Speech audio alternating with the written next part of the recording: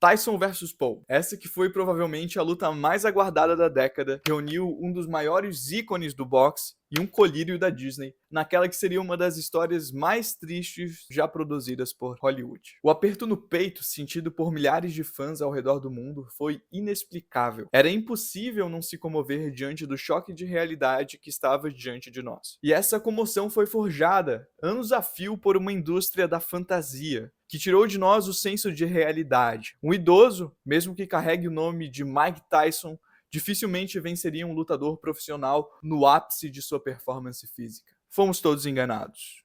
Mike Tyson é um nome que dispensa introduções, mas em um vídeo sobre essa lenda é até um desrespeito não fazer. Mike Gerard Tyson é um dos nomes mais emblemáticos do boxe mundial. Nascido no Brooklyn, Nova York, em 30 de junho de 1966, Tyson teve uma infância muito conturbada, marcada pela pobreza e pela violência. Desde cedo, Tyson revelou uma faceta sensível que contrastava muito com aquela reputação de feroz, de durão, e essa era sua paixão por pombos. Ainda criança, ele cuidava desses pássaros nos telhados do Brooklyn e encontrava neles um refúgio para o caos que ele vivia. Teve esse episódio marcante quando um garoto da vizinhança matou um de seus pombos, um gesto que despertou em Mike uma fúria profunda, que fez ele desferir um dos seus primeiros socos. Descoberto então pelo lendário treinador Cus D'Amato, ele encontrou no boxe uma maneira de fazer um bom uso da sua força física e da sua agressividade. Cus vira então, além de seu treinador, sua figura paterna. E com apenas 20 anos, Tyson se torna o campeão mundial de pesos pesados mais jovem da história. Um feito que até hoje não foi superado. Apelidado de Iron Mike por causa da velocidade e potência de golpes, ele conquistou os 3 principais cinturões de sua categoria. Toda vez que Mike iria entrar em cena, havia motivo suficiente para que todos os apreciadores da nobre arte esgotassem os ingressos, ligassem e sintonizassem suas TVs e apostassem seu dinheiro sem medo de perder. E assim, diante de uma máquina de socos certeiros, todos aguardavam a lendária sequência nocauteadora de gancho no corpo e upper no queixo, que era a assinatura de Mike Tyson. Ele é sem dúvida uma das figuras mais humanas e contraditórias que o esporte já produziu. Uma combinação de força bruta, fragilidade e resiliência. E eu digo fragilidade porque Tyson não gostava de lutar. Em muitas entrevistas ele falou que sempre chorava antes de uma luta e que Cus o mandava pro hipnólogo para que ele tivesse essa ânsia de querer aniquilar seu oponente. Hoje, Mike, aos 58 anos, é o retrato de um ícone que viveu intensamente e continua sendo relevante mesmo após décadas do seu auge. A vida de Mike fora do esporte foi marcada por muitas polêmicas, escândalos e momentos de superação. Mike já passou pela prisão, chegou a ter uma fortuna de 400 milhões de dólares, decretou falência e, mesmo enfrentando altos e baixos, sempre encontrou uma maneira de se reinventar. Recentemente, no dia 16 de novembro de 2024, Mike surpreendeu o mundo ao lutar contra Jake Paul, um lutador profissional de sua categoria, 31 anos mais jovem. Bem, eu e a minha namorada somos 2 aficionados por luta. Esperamos ansiosamente até que a luta começasse, e quando de fato estava rolando, ficamos muito tristes. E eu imagino que isso deva ter acontecido com muitos de vocês. Nós dois somos estudantes de psicologia e captamos e entendemos que Mike não queria estar ali. Não pelo menos naquelas condições de saúde, de idade e de preparo. Eu não vou entrar no mérito se a luta foi armada ou não. Tudo bem você querer discutir isso aqui nos comentários, mas eu vou falar do que eu vi. E isso, claramente, foi um senhor de 60 anos assustado com os golpes que tomava. E em muitos momentos deu pra ver que o Jake Paul tava aliviando pra deixar o Mike se recuperar. Houve momentos em que ele simplesmente fechava os olhos, levantava os braços, corria pra trás na esperança de que assim ele bloqueasse ou desviasse de algum golpe. Era nítido que Mike estava perdido. Ele parecia um aluno que não estudou para aquela prova em específico, mas que em outros momentos sabia muito bem aquele conteúdo. E é muito angustiante sentir essa dor de ver o tempo passar, que foi o que aconteceu com o Mike. A luta teve os 8 rounds de 2 minutos cada.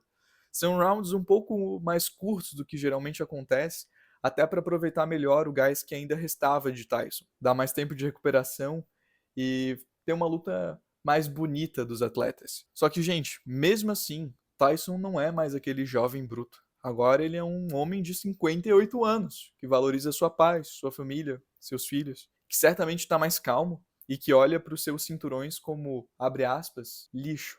Ele mesmo citou essas palavras. O resultado, inevitavelmente, foi com Paul vencendo a luta. E isso era evidente para qualquer um que olhasse racionalmente para o embate. Aquela luta de exibição anterior contra o Roy Jones já mostrava que Tyson estava debilitado, sem gás, lento, fraco. Além disso, ele foi flagrado em cadeiras de rodas em 2 ocasiões diferentes nos últimos meses. Então, só o corpo por si já era um bom indicativo do resultado que nos esperava. Só que além disso, tem um fator psicológico muito forte. A gente vê a mudança no olhar, o jeito como que ele entra no ringue, a sua postura já não é mais aquela de matador, de pitbull.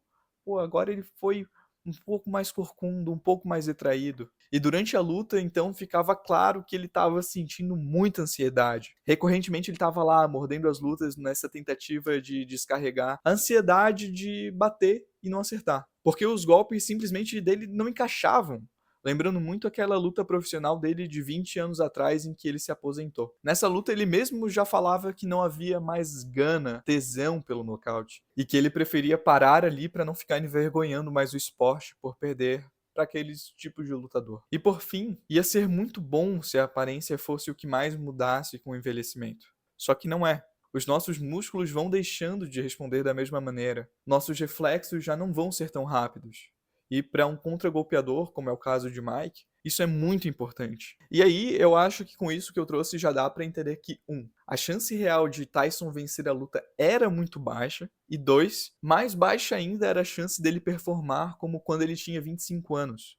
E ainda assim, era o que todos nós, os fanáticos pelas sequências nocauteadoras que ele mostrou ser capaz de fazer há 30 anos atrás, estávamos esperando. A gente tentou se iludir, fingir que não era real, que Mike já é um senhor. Temos essa visão nostálgica da lenda monstruosa dos rings e a gente não se dá conta de que tudo isso é só a nossa ideação, criando expectativas irreais que já seriam irreais para qualquer boxeador profissional jovem. Então, quem dirá para uma pessoa com 60 anos que pendurou as luvas há mais de 20 anos? E não tinha motivos para a gente querer ver esse homem lutando, até pela própria questão de saúde dele. Mas ainda assim a gente estava lá, com o coração saindo pela boca, vidrado na televisão mais uma vez, por causa da maior lenda viva do boxe. Apenas querendo ver que ele conseguisse acertar mais alguns soquinhos. E de onde que veio toda essa expectativa? Vai me dizer que por mais que tu confiasse no teu pai como lutador, tu ia botar ele pra lutar contra uma pessoa 30 anos mais jovem no auge da forma física? Não, né? Essa esperança que a gente teve com ele é irreal. Qualquer boa alma se dá conta disso. Só que a gente tá tão cativado que a gente nem se dá conta de que Hollywood produziu a luta mais triste da história. E eu não tô nem falando da luta em si. O fato da Netflix ter transmitido a luta é irrelevante pro que eu tô falando. Tirando as travadas que houve, que o pessoal reclamou bastante, eu tô falando de um problema bem mais embaixo, que é a nossa ignorância sobre envelhecimento. Nós saímos da realidade em que uma pessoa de 40 anos era considerada velha, que era uma senhorinha, para um mundo que hoje considera e espera que um homem de 60 anos seja capaz de lutar profissionalmente com um lutador profissional com metade da sua idade. E essa nossa noção foi produzida, porque natural não é. A gente não tem bons exemplos próximos da gente, da nossa família, que façam a gente acreditar nessa possibilidade. E ainda assim a gente crê. E isso é fruto de muita maquiagem, de muito dublê, muita cena de CGI com atores velhos. A nossa vida, movida por esses ícones das redes sociais, plastificados por botox e harmonização facial, é incapaz de tecer expectativas coerentes. Até porque nós somos a primeira geração a ver nossas lendas envelhecerem. Antes disso, elas aposentavam-se, ou então morriam muito antes de envelhecerem. E quando envelheciam, já estavam de fato velhos.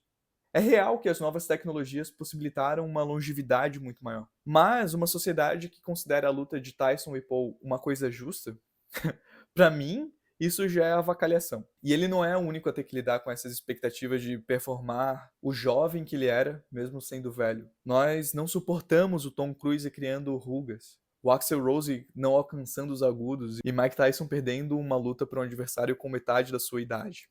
E experiência. A gente custa acreditar que desgastes são normais, que são parte do processo de envelhecer. E se você não tem uma preparação e um estilo de vida devidamente orientado, planejado e coerente para manter essas determinadas características, você ou qualquer outra pessoa vai perdê-las, independentemente de quão prodígio ou bom vocês foram na juventude. E isso é uma verdade difícil de engolir. A gente é a geração da internet, os eternos adolescentes, Só que não. O nosso tempo vai chegar, ainda mais nesse ritmo em que a gente está indo. A gente precisa aceitar que, apesar de chato, envelhecer é parte do que nos aguarda. Tal como foi o que moveu o Mike Tyson disso para isso.